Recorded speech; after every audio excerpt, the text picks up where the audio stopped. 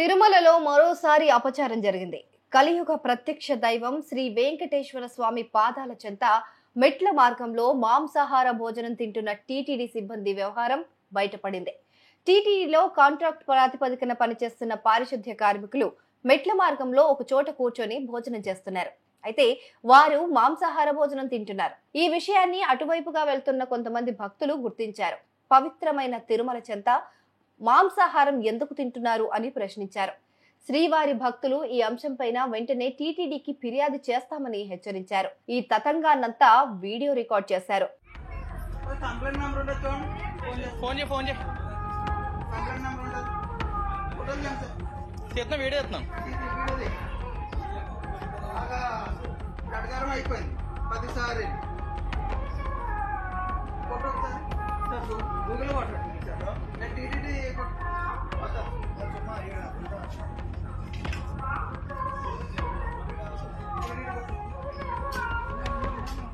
అయితే శ్రీవారి భక్తులను కూడా టీటీడీ సిబ్బంది బెదిరించినట్లు ఆరోపణలు వస్తున్నాయి.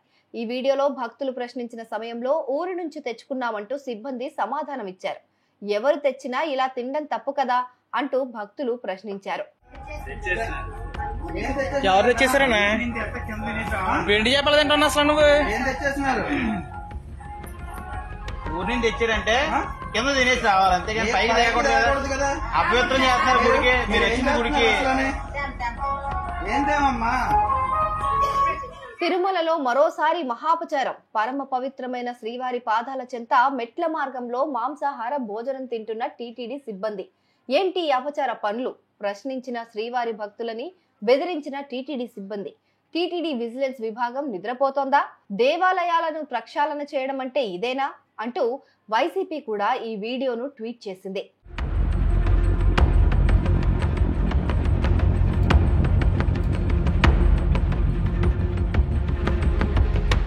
మాంసాహారం తిన్న పారిశుద్ధ్య కార్మికులపైన టీటీడీ హెల్త్ డిపార్ట్మెంట్ అధికారులు పోలీసులకు ఫిర్యాదు చేశారు. గతంలో కూడా తిరుమలలో మాంసాహారం బయటపడిన సందర్భాలు ఉన్నాయి. తాజాగా మరో ఘటన జరగటం సంచలనంగా మారింది.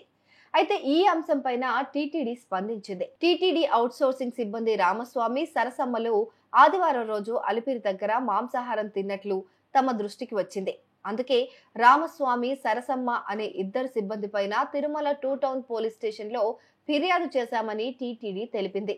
అలాగే సదరు ఇద్దరు ఉద్యోగులను విధుల నుంచి తొలగించామని కూడా తెలిపారు.